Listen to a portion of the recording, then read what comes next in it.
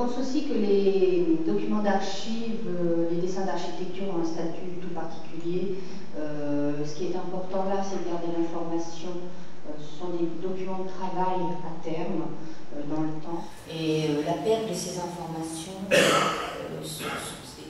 c'est voilà. Donc effectivement, ça peut être. Moi, je pense qu'effectivement, ça peut être une solution, ce genre d'intervention, pour garder les informations. Alors, on n'est pas forcément dans un, bien sûr, le visuel c'est important. Voilà. Merci. Juliette Mertens, restauration, support pour les peintures. Il y a une petite question que je me posais qui vous paraît peut-être un peu saugrenue, mais comment savoir à quel endroit se trouvaient les différentes fenêtres qui volaient sur les dessins? Oui. Je pense une question. Ah bah je suis désolée de poser la question, Hélène. Parce que c'est une question qui, d'une certaine manière, n'a aucun rapport avec les matériaux, et qu'on ne peut pas ne pas se poser si on veut remettre les choses en place. Alors, concernant les fenêtres en fait, qui étaient déjà détachées du support, il est bien évident que si j'avais dû les réintégrer au document, ça aurait été fait de manière aléatoire. Je les aurais remplacées, voilà. Il y avait un certain nombre de fenêtres manquantes, mais très peu, 2 ou 3, donc là on aurait pu aussi réfléchir à un moyen de combler la lacune. Et puis, c'est vrai qu'en manipulant le document, j'ai moi-même provoqué le détachement de certaines pièces. Donc en fait, ce que j'ai fait tout au début, c'est que j'ai quadrillé le document, j'ai attribué un numéro à chaque fenêtre, et que en fait, dès qu'une fenêtre se détachait, je la mettais dans une pochette avec en fait la position qui correspondait au quadrillage. Donc justement, bon, pour pouvoir les replacer à l'endroit originel. Et c'est vrai qu'autrement, ça aurait été fait de manière aléatoire. Sur ce que disait Juliette, y aurait-il pas possibilité, pour suivre votre idée de mettre un fil devant, de faire une proposition qui correspondrait à la retouche peinture, c'est-à-dire un film transparent sur lequel on colore ce qui correspond aux fenêtres, tout en conservant les fenêtres actuellement détachées dans l'attente d'une solution, ce qui permettrait de présenter le document. Oui, c'est vrai que ça pourrait être une solution envisageable.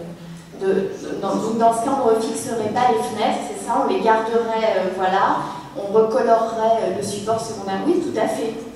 Et d'ailleurs, que j'avais pensé, moi, utiliser en fait l'impression jet d'encre, on peut imprimer sur du millard, donc on aurait pu carrément imprimer en fait le support secondaire et venir le superposer. Et là, je trouve que c'est aussi intéressant en termes de visibilité, voilà.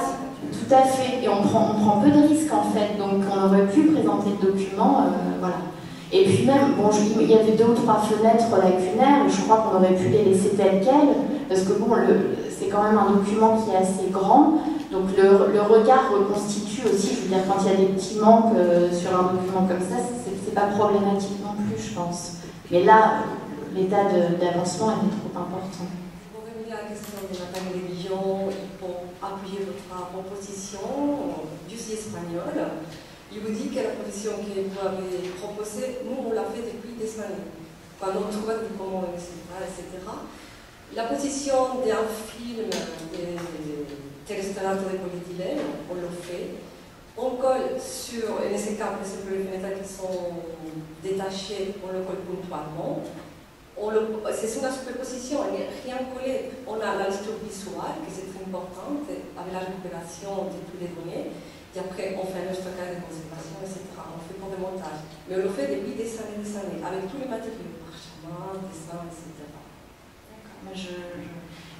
Je voudrais juste apporter une précision. En fait, c'est une technique qui est utilisée pour la restauration de dessins sur cellulo. Je vais juste vous montrer une petite photo. En fait, donc, ce sont des gouaches sur film transparent, donc utilisés pour le dessin d'animation.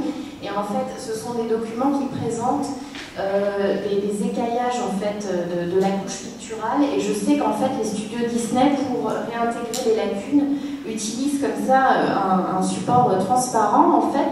Donc ils retouchent le support secondaire et pas l'œuvre en elle-même. Et ça correspond complètement au document puisque le principe du cellulose, c'est de superposer des feuilles transparentes.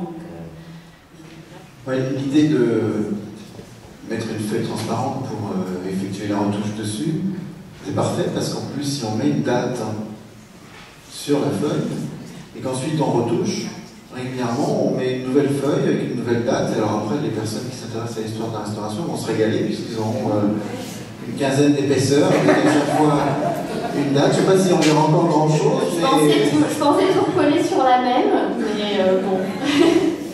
Non, on aurait tous les étapes possibles. Non, mais là en plus on aurait pu le faire progressivement. Si le document n'est pas manipulé, ça ne se dédie pas non plus complètement. Mais c'est vrai qu'on aurait pu recoller les feuilles au fur et à mesure. Mais il y a un point de ta présentation qui me semble vraiment extrêmement intéressant. Tu l'as bien évoqué. Est-ce qu'on ne pourrait pas aller un peu plus loin? C'est quand tu parles des moyens d'identification, tu as comparé, c'était très bien à mon sens, les moyens d'identification que tu avais utilisés et les hypothèses auxquelles ces moyens t'avaient conduit. Et ensuite, tu as confronté ça avec les analyses effectuées. Alors, tu n'as pas développé, mais c'est probablement ce qui a été fait, le retour d'expérience, c'est-à-dire le fait d'avoir, à partir des analyses, pu confronter les résultats, les hypothèses que tu avais émises suivant les critères que tu avais observés. Donc par exemple, tu as parlé de premier film, tu as indiqué que tu n'avais pas d'odeur, de ceci, de cela, etc. Ça t'avait conduit à certaines hypothèses. À l'analyse, soit elle est confortée, soit une autre proposition est faite. Du coup, on peut dire maintenant, la gélatine correspond aussi à tous ces critères. Et tu enrichis comme ça ta méthode. En fait, ce que j'ai déjà trouvé intéressant, c'est que j'ai interprété ce que j'avais vu. Il y a une part d'interprétation dans l'identification. Comme dans les analyses.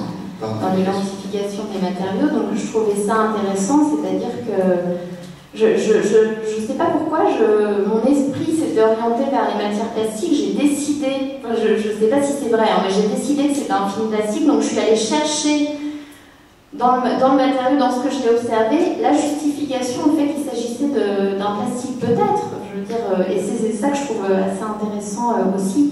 Et c'est vrai que du coup, les informations apportées par les analyses nous ont permis de compléter les informations dans le cas où elles s'étaient révélées justifiées. Donc oui, mais il ne faut pas dénaturer, il ne faut pas dévaloriser les moyens que l'on utilise, nous, par rapport à les moyens d'analyse. Tu avais un certain nombre de critères, donc là, il y avait une méthode que tu nous as expliquée qui était consciente.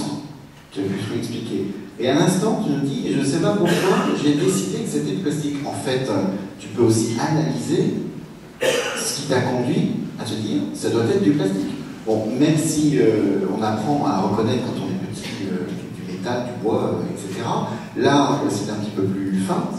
Et tu as reconnu, avec justesse d'ailleurs, en l'occurrence, du plastique.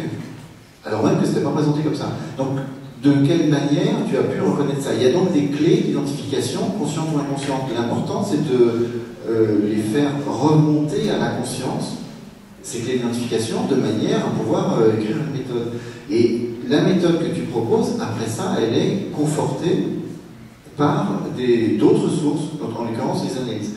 Ce qui est très intéressant, c'est d'aller un peu plus loin pour petit à petit construire tout un ensemble de critères qui permettraient à des personnes dans leur atelier d'émettre des premières hypothèses qui pourront ou non d'ailleurs, selon les occasions, être confrontées à très importantes.